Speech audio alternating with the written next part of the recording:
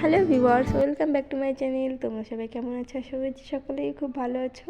সবাইকে জানাই হ্যাপি হোলি। এখানে আমি একটা জামা বানিয়ে নেবো হোলিতে যাওয়ার জন্য।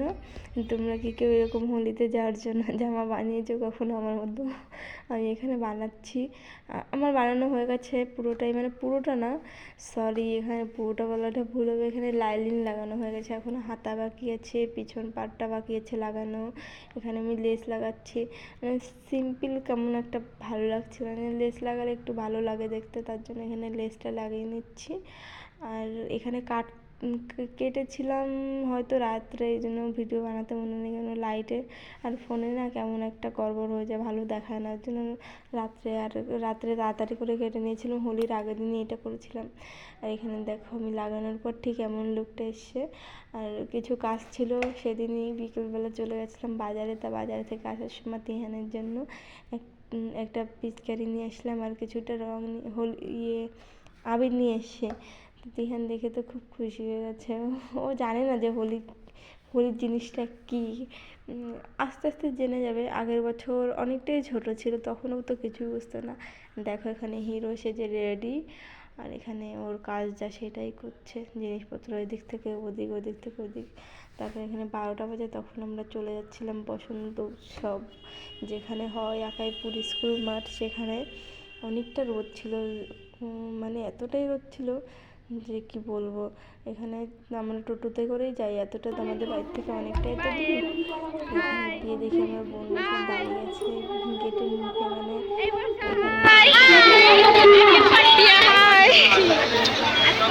একটু হাই করছিল। তারপর আমরা আর একটু মানে আর একটু হাঁটতেই হচ্ছিলো, কেননা এখানে এতটাই ভিড় ছিল যে টুকটুকি পুরো স্কুলের সামনে পর্যন্ত যাচ্ছিলো না।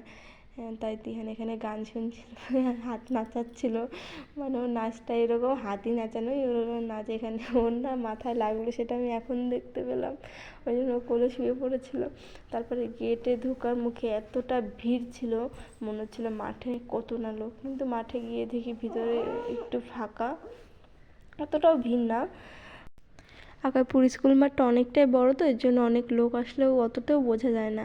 এখানে তখন 12টা বাজে, তাও দেখো কি রোদ। এখানে রোদের জন্য দাঁড়ানোর কোনো জায়গা নেই, ছায়া নেই।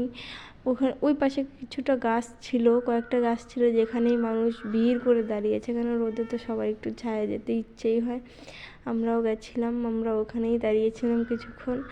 আর বছরেই একটা বাড়ি সাদা মাঠের স্কুলটা বসন্তের রঙে রাঙা হয়ে ওঠে। আর এখানে হয়ে গেল আরেকটা কেলেঙ্কারি। এখানে তিহান যেহেতু আমার কোলেই ছিল, আমি বুঝতেই পারিনি ওর পায়ের থেকে কখন জুতোটা খুলে পড়ে গেছে। হঠাৎ করে যখন দাঁড় করাতে যাই দেখি ওর পায়ে জুতো নেই। ও আমাকে বলছিল, করে বলছিল যেভাবে বলে। তারপর ওর পিপিকে বললাম, সামনে গিয়ে দেখে পড়ে আছে, তারপরে নিয়ে আসলো। আর এখানে দেখাচ্ছিল বল, মানে ও বল দেখলে ওর মাথা পুরো খারাপ হয়ে যায়, মানে ওর বলই চাই, ওর কোনো খেলনার প্রতি কোনো শখ নেই, কিছু নেই, শুধু ও বলই চায়। আর এখানে আমি একটু সানগ্লাস দেখে নিচ্ছিলাম, ভালো লাগছিল না আমার। তারপরে কিছুক্ষণ এখানে ছিলাম, থাকার পরে এতটা কান্না করছিল।